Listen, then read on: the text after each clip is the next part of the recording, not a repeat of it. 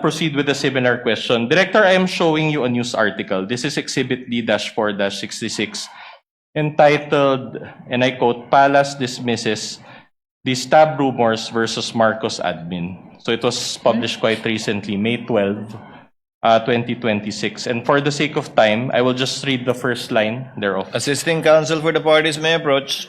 It says here, and I quote, Malacanang on Tuesday said it has not received any information about supposed destabilization efforts against President Ferdinand Bongbong Marcos Jr. My question to you is this. Claire Castro speaks on behalf of PBBM, correct?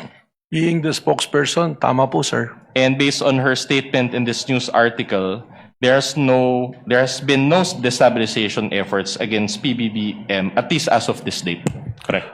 Well, baka po dapat tingnan natin yung buong konteksto because under a security cluster, may pinag-uusapan po dyan. Maaaring ang tinitingnan niya na walang destabilization, there is no destabilization from the rank of men in uniforms. So hindi po natin masasabi na yun na yung kabuuan talaga.